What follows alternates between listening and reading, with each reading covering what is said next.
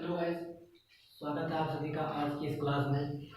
आज की सेशन में हम लोग पढ़ने वाले हैं प्रकाश प्रकाश की परावर्तन का जो चैप्टर है आपकी क्लास 10th में। आज उसके बारे में बिल्कुल एक्सप्लेन से हम लोग पढ़ने वाले हैं। ठीक है, उसके अंतर्गत प्रकाश क्या है, प्रकाश के गुण क्या होते हैं, प्रकाश का अपवर्तन, परावर्तन और प्रतिबिंब का बनना, इन सभी चीज़ों को हम लोग आज की क्लास में पढ़ने वाले हैं। तो चलिए गाइस, हम लोग क्लास को शुरू करते हैं। क्लास को शुरू करने से पहले अगर आप चैनल पर नए हैं तो सबसे पहले आप चैनल को सब्सक्राइब कर लीजिए ताकि मेरे आने वाली हर क्लास की नोटिफिकेशन आप तक पहुंचती रहे। ठीक है, और जो आज का चैप्टर होने वाला है प्रकाश का परावर्तन, ये आपके बोर्ड एग्जाम के लिए बहुत मोस्ट इंपॉर्टेंट होने वाला है। ठीक है, हम लोग पढ़ने वाले हैं प्रकाश का परावर्तन। क्या पढ़ेंगे? प्रकाश का परावर्तन, ये चैप्टर का नाम है प्रकाश का परावर्तन, यानी कि reflection of light, reflection of light, ये चैप्टर हम लोग पढ़ने वाले हैं। ठीक है, प्रकाश का परावर्तन क्या होता है, बहुत शॉर्ट ट्रिक से हम समझने का प्रयास करेंगे। लेकिन उससे पहले हम समझेंगे कि प्रकाश है क्या, व्हाट इज लाइट, लाइट क्या है, प्रकाश क्या है। तो सबसे पहले हम समझेंगे कि प्रकाश किसे कहते हैं। प्रकाश, तो बहुत ध्यान से आप समझिएगा, कुछ भी आपको रटने की जरूरत नहीं है। सबसे पहले आप प्रकाश के बारे में पढ़ेंगे। ठीक है, तो समझिए प्रकाश क्या होता है, बहुत ध्यान से आप समझेंगे कि प्रकाश क्या होता है। तो प्रकाश के बारे में आप लिखेंगे कि अंधेरे में रखी हुई किसी भी वस्तु को देखने के लिए, अंधेरे में रखी हुई किसी भी वस्तु को देखने के लिए जब हम किसी भी टॉर्च या लाइट, ठीक है, या किसी भी वस्तु का प्रयोग करते हैं, किसी चीज का प्रयोग करते हैं, तो जब हम टॉर्च मारते हैं, मान लीजिए कि अंधेरे में कोई वस्तु रखी, मान लीजिए एक बॉल पड़ी हुई है, यहाँ पर एक गेंद है, ठीक है, और इसको देखने के लिए हम यहाँ से टॉर्च को जलाएंगे। हम क्या करेंगे, यहाँ से टॉर्च को जलाएंगे, तो जो टॉर्च का प्रकाश है वो इस वस्तु पर पड़ेगा, पड़ेगा कि नहीं पड़ेगा? बिल्कुल पड़ेगा। ठीक है, तो इसका प्रकाश इस वस्तु पर पड़ने के बाद में पुनः लौटकर हमारी आंखों में आएगा और वो वस्तु हमें स्पष्ट दिखाई देने लगेगी, यही प्रकाश कहलाता है। फिर से समझिएगा कि अंधेरे में रखी हुई किसी भी वस्तु को देखने के लिए जब किसी हम टॉर्च या लाइट को जलाते हैं तो उसका प्रकाश उस वस्तु पर पड़कर पुनः हमारी आंखों में आता है और वो वस्तु हमें स्पष्ट दिखाई देने लगती है, यही प्रकाश कहलाता है। ठीक है, ये क्या कहलाता है? प्रकाश कहलाता है। अब प्रकाश के कुछ गुण होते हैं, प्रकाश के कुछ गुण होते हैं, कुछ गुण, इसकी कुछ क्वालिटीज होती हैं। प्रकाश के गुण क्या होते हैं, ध्यान समझिएगा। सबसे पहला गुण होता है कि प्रकाश हमेशा सीधी रेखा में चलता है। ये कहाँ चलता है? सीधी रेखा में चलता है। पहला गुण आप लिख देंगे कि प्रकाश हमेशा सीधी रेखा में चलता है। दूसरे गुण में आप लिखेंगे कि प्रकाश की चाल 3 × 10⁸ मीटर प्रति सेकंड होती है, यानी कि प्रकाश 1 सेकंड में 3 × 10⁸ मीटर तक चला जाता है। अगर आप और गुण लिखना चाहें तो आप लिख सकते हैं कि यदि प्रकाश के मार्ग में कोई वस्तु आ जाए तो प्रकाश अपने मार्ग से विचलित हो जाता है, यानी अपने मार्ग से हट जाता है। ठीक है, मान लीजिए कि हमने टॉर्च को जलाया और बीच में हमारा हाथ आ गया, हमने टॉर्च को जलाया, टॉर्च का प्रकाश हमारे हाथ पर पड़ा, बीच में जैसे हमारा हाथ आ गया तो क्या होता है कि ये प्रकाश यहाँ से टकरा करके अलग कहीं चला जाएगा।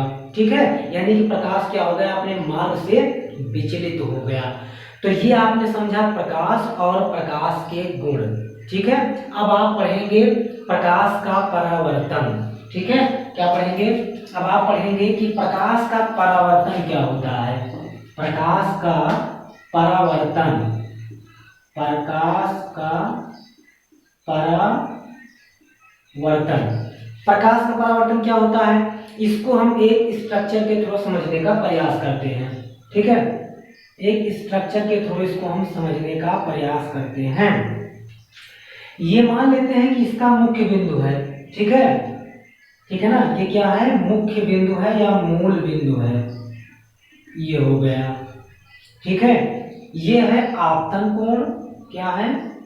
ये है आपतन कोण और ये है परावर्तन कोण। ये क्या है? परावर्तन कोण। इसको हम कोण आई मान लेते हैं और इसको कोण आर मान लेते हैं। बस समझ लीजिए कि अब आपको समझ में प्रकाश का परावर्तन आ गया। तो प्रकाश का परावर्तन समझेंगे, फिर प्रकाश के परावर्तन का नियम समझेंगे। तो सबसे पहले आप प्रकाश का परावर्तन समझिए। प्रकाश का परावर्तन क्या होता है? देखिए, मान लीजिए यहाँ पर कोई दीवार है या कोई वस्तु है जो कि एक तरफ से पेंटिंग की गई है। क्या की गई है? पेंटिंग की गई है। इधर से पेंटिंग हुई है, ठीक है। तो जब इस पर हम प्रकाश को जलाते हैं यानी टॉर्च को जलाते हैं, ठीक है ना, जब हमने यहाँ पर टॉर्च को जलाया तो प्रकाश की किरणें यहाँ पर आई और प्रकाश जब इससे टकराया तो टकराने के बाद पुनः उसी मार्ग में लौट जाता है। क्या होता है? पुनः उसी मार्ग में वापस क्या होता है? लौट जाता है। बस बड़ी सिंपल सी परिभाषा है कि जब किसी चमकदार पृष्ठ पर प्रकाश पड़ता है या चमकदार वस्तु पर प्रकाश पड़ता है तो पड़ने के बाद वह पुनः उसी मार्ग में लौट जाता है और लौटने की इस क्रिया को प्रकाश का परावर्तन कहते हैं। बहुत आसान है इसको याद करना। अगर आप इसको रटने का प्रयास करेंगे तो बहुत समय लग जाएगा, बार बार आप कंफ्यूज होकर इसे भूल जाएंगे। रटने का प्रयास नहीं करना है, समझने की कोशिश करनी है। इसको सिर्फ समझना है। एक बार समझ गए तो लाइफ टाइम कभी आप इसे भूल नहीं सकते, ठीक है। तो कब नहीं भूलेंगे? जब आप इसको स्ट्रक्चर के थ्रू समझने का प्रयास करेंगे। अपने मन में आप बैठा लीजिए, मन में सेट कर लीजिए कि जब प्रकाश किसी चमकदार वस्तु पर पड़ता है, हमारे सामने कोई चमकदार दीवार है या कुछ भी ऐसा है जो चमकदार हो, और जैसे ही प्रकाश उस पर पड़ता है, पड़ने के बाद पुनः उसी मार्ग में वापस लौट आता है और लौटने की इस क्रिया को प्रकाश का परावर्तन कहते हैं। हो गया प्रकाश का परावर्तन। अब प्रकाश के परावर्तन के कुछ होते हैं नियम। प्रकाश के परावर्तन के कुछ होते हैं नियम। अब नियम क्या होते हैं? देखो, इस वाले स्ट्रक्चर के थ्रू हम समझेंगे। एकदम आसान है इसको समझना, एकदम आसान है इसको समझना, ठीक है ना। इसके थ्रू आप समझने का प्रयास करेंगे। और चैनल पर नए हैं तो चैनल को प्लीज आप सब्सक्राइब जरूर कर लीजिएगा। सब्सक्राइब करना और वीडियो को लाइक करना बिल्कुल मत भूलिएगा, ठीक है। देखिएगा, मान लेते हैं कि यहाँ से प्रकाश आता है, पड़ता है और पड़ने के बाद यहाँ से लौट जाता है, क्योंकि ये जो यहाँ पर हमारी रखी हुई वस्तु है ये चमकीली है। अभी हमने आपको प्रकाश के परावर्तन में समझाया कि जब प्रकाश चमकदार वस्तु पर पड़ता है तो पड़ने के बाद पुनः उसी मार्ग में लौट जाता है, ठीक है। तो यहाँ पर क्या हुआ कि कोई चमकदार वस्तु है, ठीक है, और चमकदार वस्तु पर प्रकाश आकर के पड़ रहा है। देखिए, प्रकाश यहाँ से आया, यहाँ पर पड़ा और पड़ने के बाद में फिर ये टकरा करके लौट गया, क्योंकि ये वस्तु चमकदार थी। अगर ये चमकदार न होती तो ये प्रकाश इसको भेद कर इस तरफ निकल आता, लेकिन वस्तु चमकदार थी तो इसको भेद कर प्रकाश नहीं निकल पाया, बल्कि इस पर पड़ने के बाद पुनः लौट गया।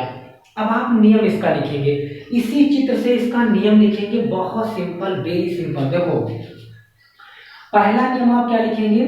पहला नियम आप लिखेंगे कि आपतन कोण, परावर्तन कोण तथा मूल बिंदु, या आप इसे कह सकते हैं ये बीच वाला जो होता है ये होता है अभिलंब। क्या होता है बच्चे? अभिलंब, ठीक है। आपतन कोण, परावर्तन कोण तथा अभिलंब तीनों एक ही तल पर होते हैं या तीनों एक ही बिंदु पर होते हैं। एक नियम आपका हो गया। अब बताओ कोई दिक्कत है? देखो ध्यान से, आपतन कोण, परावर्तन कोण तथा अभिलंब तीनों एक ही बिंदु पर या एक ही तल पर होते हैं। याद हो गया आपको? अब सुनिए, दूसरा नियम आप क्या कहोगे? दूसरा नियम आप कहोगे कि सर आपतन कोण आई परावर्तन कोण आर के बराबर होता है।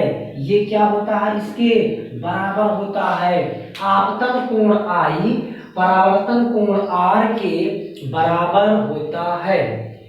हो गया।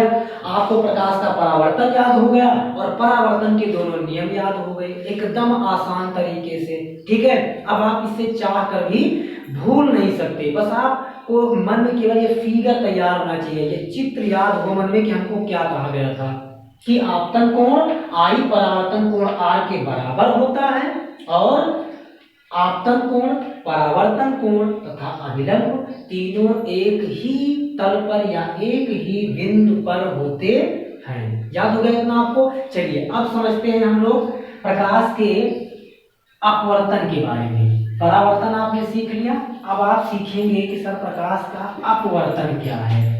देखिए ये चित्र तो यही रहेगा, हमें हटाना नहीं चाहिए था, सुनिएगा ध्यान से। अब आप पढ़ेंगे प्रकाश का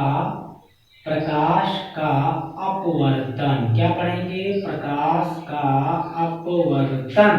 सुनिए, मान लीजिए कि ये अभिलंब पड़ा हुआ है, ये बीच में कोई पर्दा ऐसे लगा हुआ है, कुछ लगा हुआ है बीच में, ठीक है, और यहाँ पर है वायु और यहाँ पर है कांच। क्या लगा है? कांच। और ये हमारा क्या है? ये हमारा है अभिलंब। क्या है? अभिलंब है। बात समझ में आई? सुनिएगा ध्यान से। प्रकाश के अपवर्तन का नियम यहीं से आपको लिखना है। क्या लिखना है? कि जब प्रकाश किसी एक माध्यम से प्रवेश करता है, जब प्रकाश किसी सघन माध्यम से विरल माध्यम में प्रवेश करता है, तो वो अपने मार्ग से विचलित हो जाता है। देखिए ये प्रकाश यहाँ से आया, इसको जाना चाहिए था यहाँ से, लेकिन ये चला गया यहाँ से। वायु में इसने देखिए यहाँ से प्रवेश किया, प्रकाश को जाना चाहिए था सीधे यहाँ से, लेकिन चला गया इधर को। तो जब प्रकाश किसी एक माध्यम से दूसरे माध्यम में प्रवेश करता है, तो वह अपने मार्ग से विचलित हो जाता है, अपने मार्ग से हट जाता है, और अपने मार्ग से विचलित होने की यह क्रिया प्रकाश का अपवर्तन कहलाती है। बात समझ में आई? क्या कहेंगे आप? कि जब प्रकाश किसी एक माध्यम से दूसरे माध्यम में प्रवेश करता है, ठीक है, यहाँ से इसने यहाँ प्रवेश किया दूसरे माध्यम में, तो वह अपने मार्ग से क्या होता है? विचलित हो जाता है, हट जाता है, और विचलित होने की यह क्रिया प्रकाश का अपवर्तन कहलाती है। तैयार हो गया नियम? खत्म। कुछ भी नहीं है इसमें, एकदम सिंपल है। केवल आप देख करके रट करके परेशान हो रहे हो, तो रटना बिल्कुल नहीं है, रटना नहीं है बस, ठीक है ना।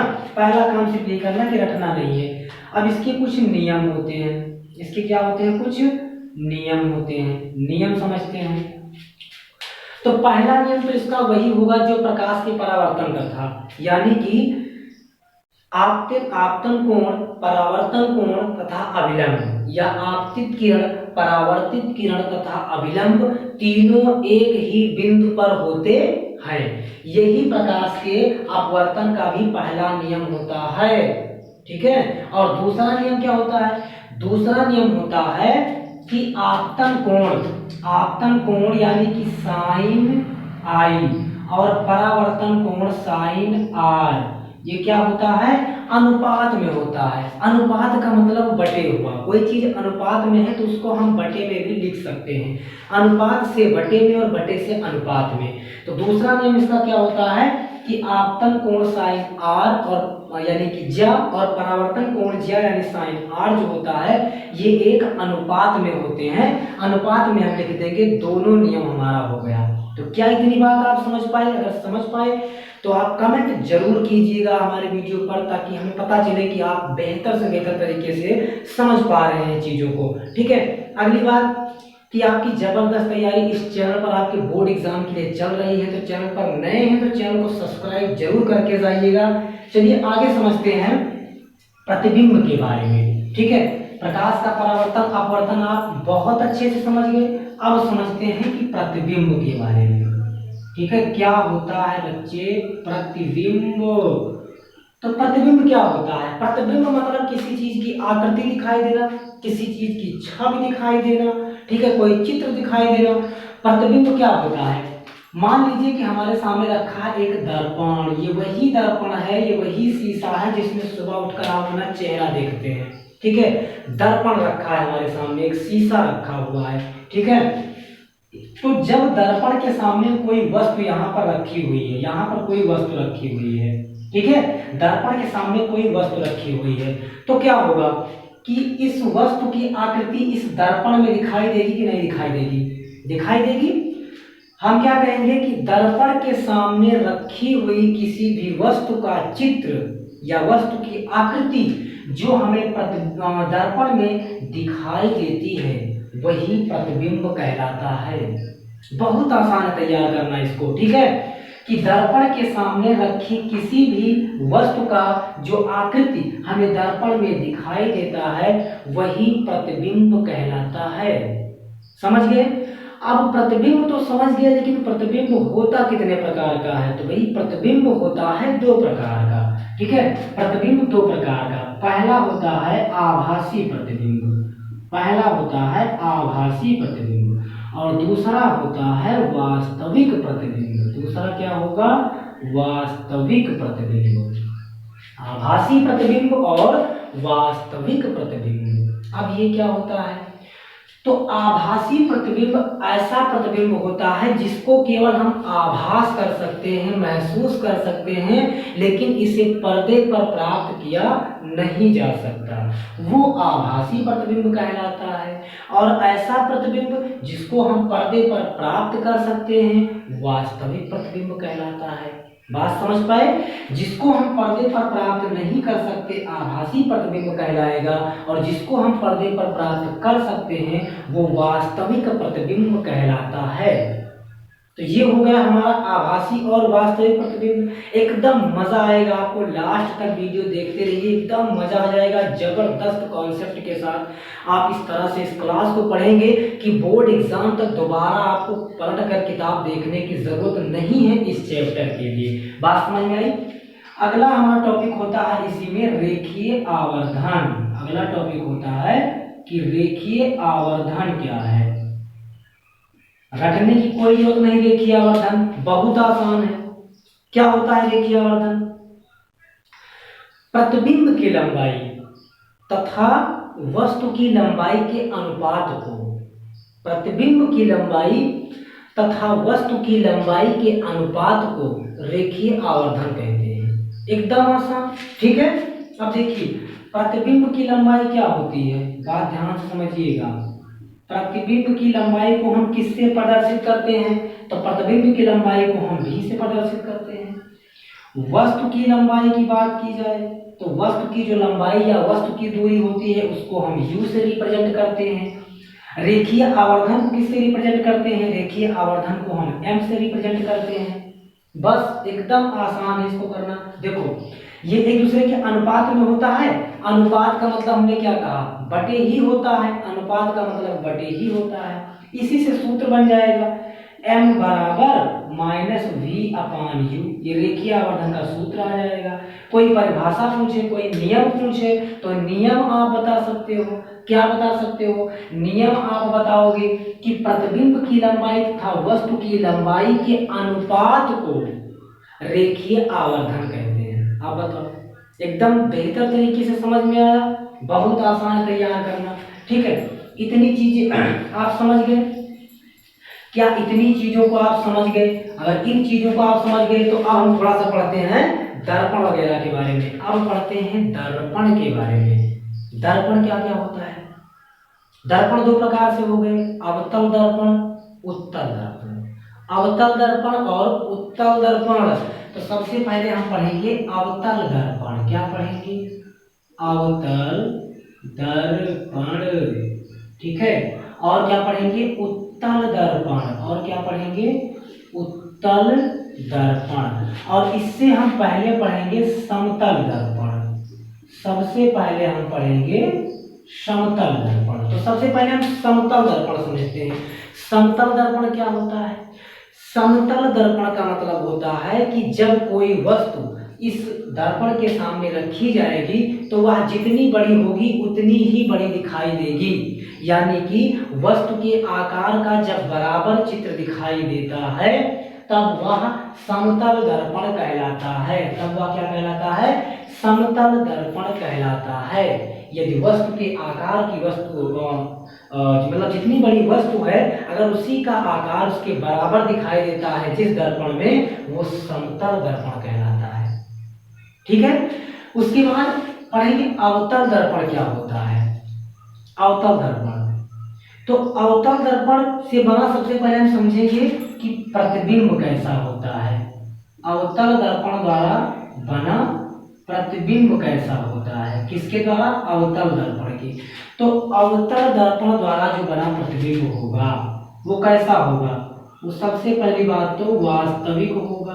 क्या होगा? वास्तविक होगा, उल्टा होगा और वस्तु से छोटा होगा। कैसा होगा? वस्तु से छोटा होगा। बहुत ध्यान से समझिएगा, कंसंट्रेट होगा, एकदम समझिएगा, कुछ है नहीं इसमें। अवतल दर्पण द्वारा जो बना प्रतिबिंब होगा वो कैसा होगा? वो वास्तविक होगा, उल्टा होगा और वस्तु से छोटा होगा। ये इसके द्वारा बना प्रतिबिंब है। और अगर इसी अवतल दर्पण को हमें स्पर्श करके पहचानना हो, इसी अवतल दर्पण को अगर हमें स्पर्श करके, छू करके पहचानना हो, तब कैसे जानेंगे कि कौन सा है? तो अगर इसको स्पर्श करके पहचानना है तो पहचान सकते हैं, बहुत आसान है। ये क्या होता है? ये किनारे पर होता है मोटा, ये किनारे होता है मोटा और बीच में होता है पतला, और बीच में कैसा होता है? पतला। बस हम समझ जाएंगे कि यह अवतल दर्पण है। अगर छूने पर, अगर स्पर्श करने पर किनारे पर मोटा और बीच में पतला होता है तो अवतल दर्पण कहलाता है। समझ पाए कि अवतल दर्पण है क्या, इसके द्वारा बना प्रतिबिंब कैसा होता है, और स्पर्श करके अगर पहचानना हो तो कैसे पहचानेंगे। अगली बात आती है कि अवतल दर्पण का उपयोग कहाँ पर होता है। अगली बात आती है कि अवतल दर्पण का उपयोग कहाँ पर होता है। तो अवतल दर्पण का उपयोग होता है डॉक्टरों के द्वारा आंख, नाक, कान, गला इत्यादि चेक करने में। ठीक है, आंख, नाक, कान, गला, ये सभी को चेक करने में क्या होता है? अवतल दर्पण का प्रयोग करते हैं। इन सभी के लिए अवतल दर्पण का उपयोग करते हैं। और कहाँ उपयोग करते हैं? और इसका उपयोग करते हैं गाड़ियों की हेडलाइट में। कहाँ करते हैं? गाड़ियों की हेडलाइट में। गाड़ियों की हेडलाइट में कहेंगे क्यों सर गाड़ियों की हेडलाइट में? तो जो गाड़ियों में आगे, यानी कि फोर व्हीलर में जो आगे दो टॉर्च, जो आगे जो बत्तियां लगी होती हैं उसमें करते हैं। क्यों? क्योंकि जो अवतल दर्पण होता है ये प्रकाश पुंज को एकत्रित करके दूर तक ले जाता है। अवतल दर्पण का काम क्या होता है? प्रकाश पुंज को एकत्रित करके दूर तक ले जाना। प्रकाश पुंज को एकत्रित करके दूर तक ले जाना इसका काम होता है। इसीलिए गाड़ियों की हेडलाइट में डॉक्टरों द्वारा आंख, नाक, कान, गला इत्यादि चेक करने में अवतल दर्पण का उपयोग होता है। आई होप अवतल दर्पण के बारे में आप बहुत अच्छे से समझ गए होंगे। आपने अवतल दर्पण समझा, इसके द्वारा बना प्रतिबिंब कैसा होता है, इसको स्पर्श करके कैसे पहचानेंगे कि कैसा होता है, और इसका उपयोग कहाँ कहाँ पर करते हैं। समझ गए? अब उत्तल दर्पण समझते हैं। उत्तल दर्पण समझते हैं। तो उत्तल दर्पण जो होता है इसका प्रतिबिंब कैसा होता है? सबसे पहले प्रतिबिंब इसका कैसा होता है? तो इसका जो प्रतिबिंब होगा वो होगा आभासी। कैसा होगा? आभासी होगा, सीधा होगा और वस्तु से छोटा होगा। कैसा होगा? आभासी होगा, सीधा होगा और वस्तु से छोटा होता है। कौन सा? उत्तल दर्पण। ठीक है, इसके बाद में उत्तल दर्पण को अगर स्पर्श करके पहचानना है तो कैसे पहचानेंगे? स्पर्श करके। तो स्पर्श करने पर ये बीच में मोटा होता है। कैसा होता है? ये होता है बीच में मोटा और किनारे पर होगा पतला। बीच में मोटा और किनारे पर होगा पतला। स्पर्श करके, छू करके हमने आंख बंद किया, इसको टच किया और टच करके हमने पहचान लिया कि अगर उत्तल दर्पण या उत्तल लेंस है तो ये बीच में मोटा और किनारे पर पतला होगा। अगर अवतल दर्पण या अवतल लेंस है तो इसको जब छुएंगे तो बीच में पतला और किनारे पर मोटा होगा। इस तरह से हम स्पर्श करके पहचानेंगे।